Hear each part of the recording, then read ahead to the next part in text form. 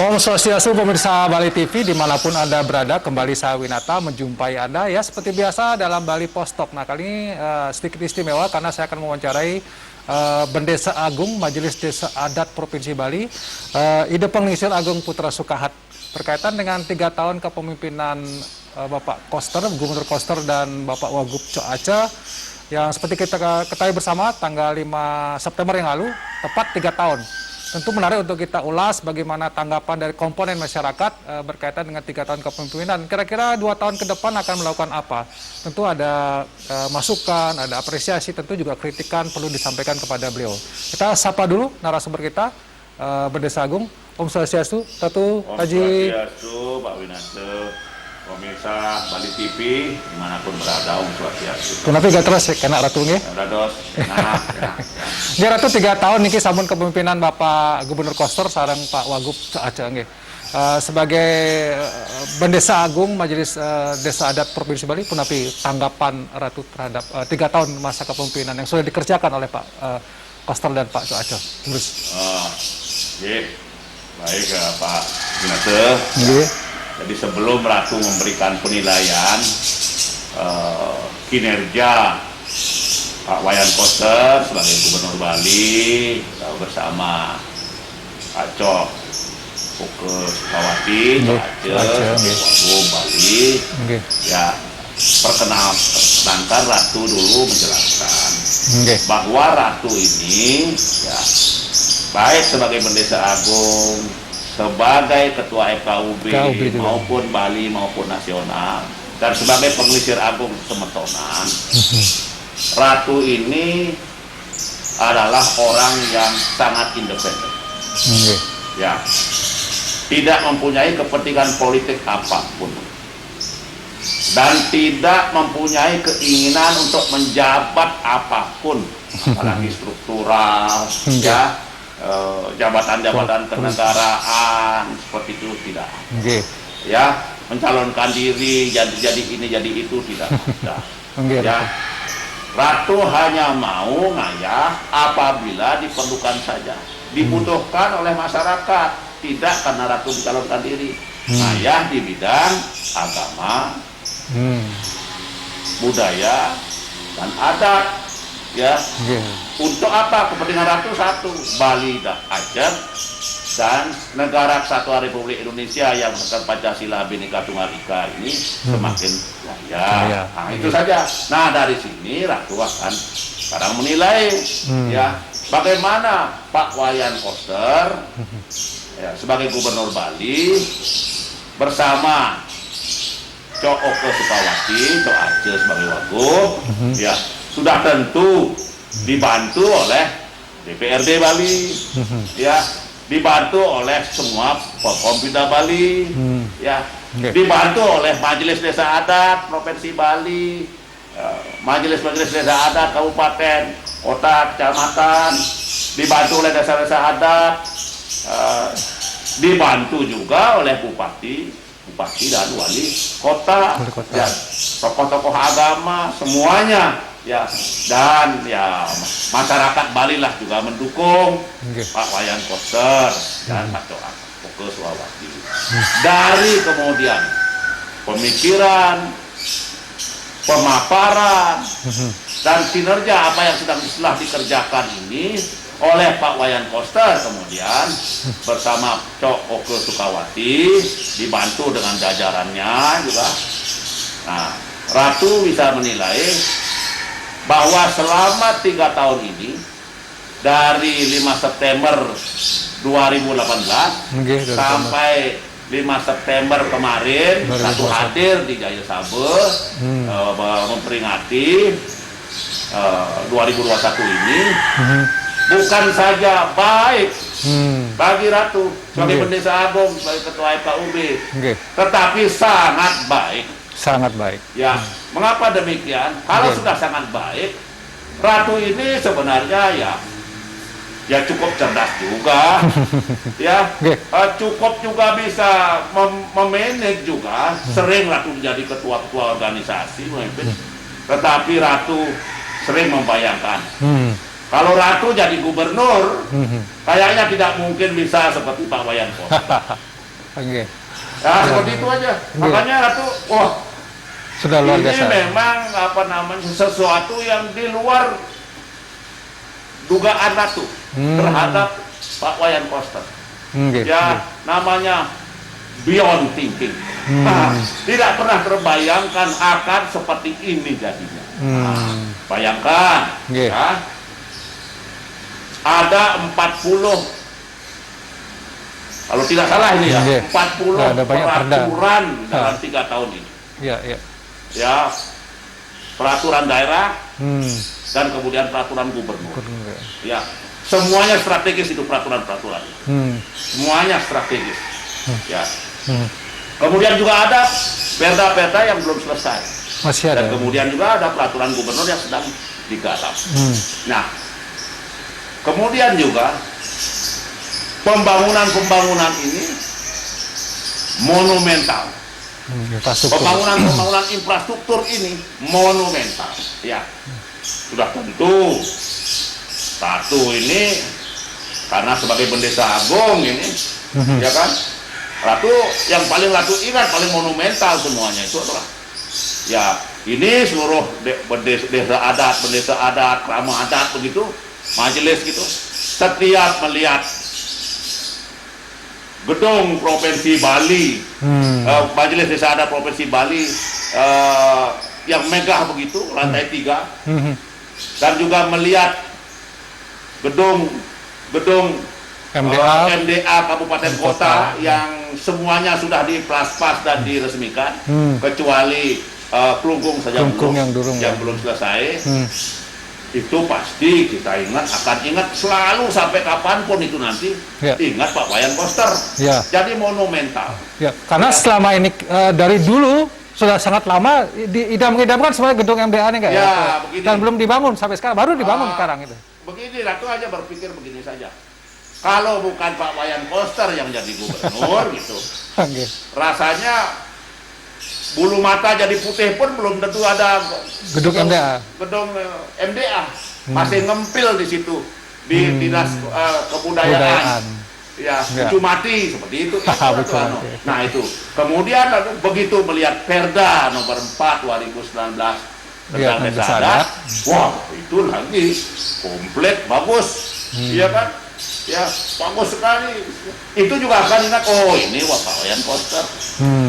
Nanti kalau kita sering setiap ke Singaraja, apalagi shortcutnya yang terakhir ini sudah berapa? Cepat 7 dan 8 ya? Iya, 7 dan 8. Selesai lagi itu.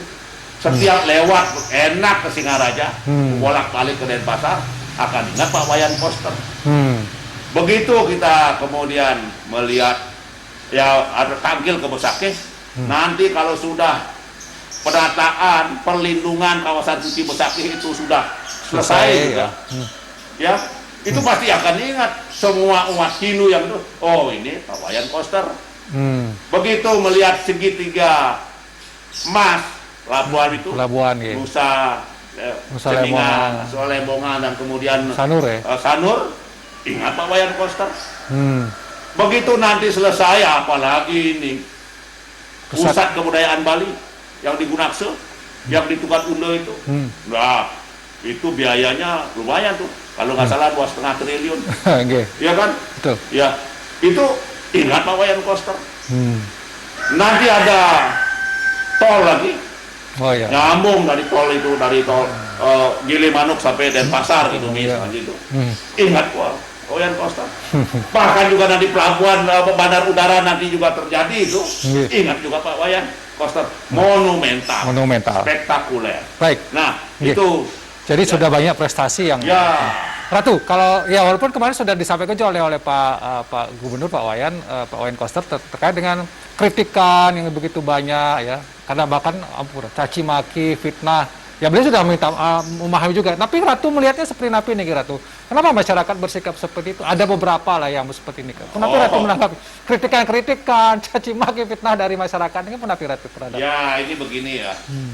Jadi memang benar apa yang sudah disampaikan oleh Pak Wayan Koster, Gubernur, ya bersama-sama Cok Aceh waktu itu, ya, nah, jadi itulah sikap pemimpin, ya, menerima Ratu, menerima apapun kritikan itu, pedaskah kritik, bahkan sampai dengan misalnya disebut sampai ada yang memfitnah juga, yang tidak berdasar lah begitu. Ya caci maki diterima seperti lapang dada sekarang. Sama dengan Pak Jokowi juga kan begitu sekarang, ya kan. Lapang dada, nah itu pemimpin. Karena apa? Itu diramu ya, diramu, kemudian dijadikan sesuatu yang positif. Untuk kedepannya tetap harus bulat sarire. Bulat sarire. Ya, karena apa? Karena baik Pak Gubernur, apalagi memimpin jadi gubernur, satu saja jadi Bendesa Agung, ini pasti juga banyak juga yang kekeliruan, ya kan? Perkataan kah, kebijakan-kebijakan, ada karena apa? Tanhane uang swasti andus. Ratu tidak sempurna, Pak Koster juga tidak sempurna, Cok Aceh tidak sempurna, kita semua datang. Pasti akan ada kelemahan-kelemahan. Yang pertama. Yang kedua, anak lebih gah badan liu. Aku bilang aja liu. Tidak mungkin ya siapapun awatara saja.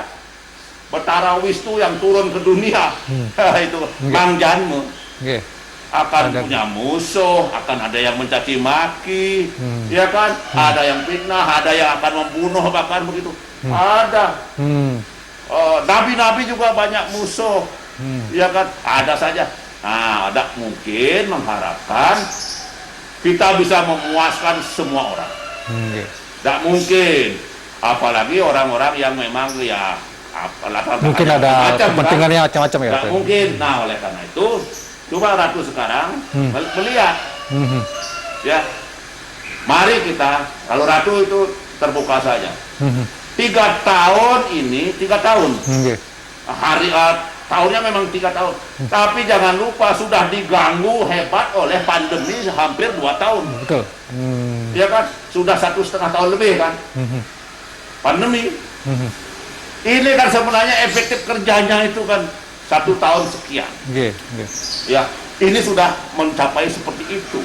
Apalagi? Nah, apalagi kalau tanpa pandemi. Ya kan, pandemi itu kan kita tahu semua luar biasa tantangannya, kesulitannya luar biasa. Sekarang mulai presiden, menteri-menteri, gubernur, bupati, wali kota, semuanya susah karena ada pandemi. Tetapi di Bali ini masih bisa dilalui seperti itu, masih bisa jalan. Dan yang kemudian yang Ratu catat itu yang hebat lagi, ini kalau tidak salah biaya infrastruktur itu 12,5 sekitar ya 12,5 triliun. Bayangkan itu 12,5 triliun dan itu hasil dari tidak APBD.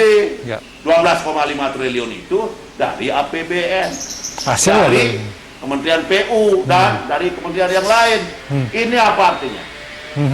Artinya ya, tidak saja masyarakat Bali yang mendukung, percaya dengan Pak Wayan Koster dan Cok Oke Sukawati, ya, dan pemerintahan di Bali, itulah semuanya, ya, yang kompak bersatu padu, ya, tetapi juga pemerintah pusat juga menaruh kepercayaan.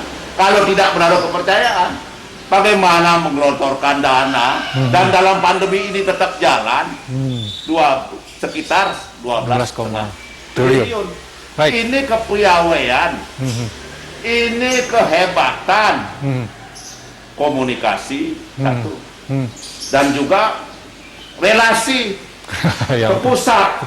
Makanya saya Ratu katakan, kalau Ratu jadi gubernur, mungkin 1 triliun saja sudah nggak ada itu, gitu Ratu. Itu kan orang nggak cocok lah jadi gubernur, seperti itulah. Ya seperti itu. Jadi Ratu begitu aja ukur ke dewek, bah ini luar biasa. Karena apa? Kalau saya begitu 1/10-nya juga nggak bisa. Nah, ini kira-kira mari kita objektif saja. Karena sekali lagi, Ratu ini orang independen. Ratu tidak pernah menjadi bawahan Pak Wayan Koster. bukan Sok orangnya. aja. Tidak. Baik. Ratu tidak bisa didikte. Jadi penilaian objektif dari Ratu nih. Iya, Ratu independen Ratu. Baik Ratu, karena waktu Niki juga sudah mau habis Ratu di talkshow kita kali ya, di Bali Post Talk kita kali ini. Mungkin sebagai pesan penting juga Ratu, untuk 2 tahun sisa kepemimpinan Pak Wayan Koster ini pun api yang harus dilakukan. Nah, sekaligus sebagai closing statement. Terus Ratu. Jadi begini, Ratu sering berdiskusi dengan Pak Wayan Koster, juga langsung mendengarkan pidato-pidatonya, sambutan-sambutannya. Jadi memang 3 tahun ini sudah dicanangkan ya menyelesaikan semua peraturan-peraturan itu. Peraturan-peraturan. Semua diselesaikan. Nah, begitu peraturan-peraturan itu baik Perda maupun peraturan gubernur selesai semua, itu sudah menyangkut kesejahteraan, kesehatan, adat, budaya, agama, perlindungan kawasan suci dan sebagainya. Ya kan? Itu sudah. Nah, sekarang tinggal 2 tahun lagi ini setelah peraturan, tinggal aplikasinya. Menyelesaikan dengan baik. Ya. Eksekusinya. Nah, inilah yang perlu sekarang masukan-masukan supaya jangan macan kertas. Nah, supaya benar apa yang sudah terjadi begitu, peraturan-peraturan itu bisa dilaksanakan. Ya, pembangunan infrastruktur yang sudah berjalan pasti sudah. Tapi kemudian perda-perda dan peraturan-peraturan ini sudah semuanya juga supaya bisa diimplementasikan. Dan kritikan-kritikan itu, ya kan? Kritikan-kritikan itu kan, wah yang pedas, yang keras, ya kan? Yang mencaci maki kan udah masuk. Ya, banyak juga benarnya. Dan Ratu tahu, Pak Wayan Koster dan Cok Oke Sukawati tahu kelemahan-kelemahan beliau itu. Tahu sendiri. Mulat Sarire, oh saya di sini, saya di sini. Apalagi juga didampingi yang cerdas juga, Ibu Putri Koster. Ratu tahu cerdas juga. Ya kan, cerdas. Sering berdiskusi ya sama Pak Wayan Koster. Nah, itu sudah tentu. Kritikan-kritikan itu ramulah. Ramulah, baik yang positif maupun negatif, itu ada benarnya, manfaatnya, baiknya. Ramulah, kemudian itu menjadikan kekuatan untuk bisa melangkah nanti eksekusi semua rencana-rencana, ya peraturan-peraturan yang sudah bagus itu, ya jalankan 2 tahun ini. Nah, astung kare kalau gitu, kita semua mendukung dan berdoa bersama-sama kita, bupati, wali kota semuanya sebalik kompak itu, DPRD kompak, FKUB, Majelis Desa Adat, tokoh-tokoh agama semuanya kompak, desa-desa adat kompak juga. Ya, 2 tahun lagi ini Bali nanti ya mudah-mudahan pandemi juga sudah selesai kan itu. Ya, Ratu yakin dengan kepemimpinan Pak Wayan Koster yang nanti akan bisa meramu kritik-kritik itu, laksanakan kebijakan-kebijakan itu. Astung kare, semua rencana akan antar rahayu, side karle, labde karya, side sidading don. Baik. Karena waktu Ratu Suksemo ini sudah memberikan juga tanggapan yang ya objektif dan independen ya terhadap tentu ini kita harus bersama-sama juga memberikan ya tidak ada yang sempurna gitu katakan dari sebuah kepemimpinan. Tentu ini juga kritikan bagus untuk seperti pengindikan Ratu Wawu di kolaborasikan Ratu nggih dijadikan diramu ya sehingga menjadi kekuatan untuk bagaimana 2 tahun ke depan mengimplementasikan menuju ya seperti yang sering Pak Koster sampaikan menuju Bali era baru Ratu nggih. Ya, itu. Ya. Namun sakit ke Bali. Nah, itu dasarnya. Baik. Ya. Begitu Bali Post Talk kali ini saya ucapkan terima kasih atas perhatian Anda. Saya tutup dengan pemesanti Om Santi. Santi Om. Terima kasih, sampai jumpa.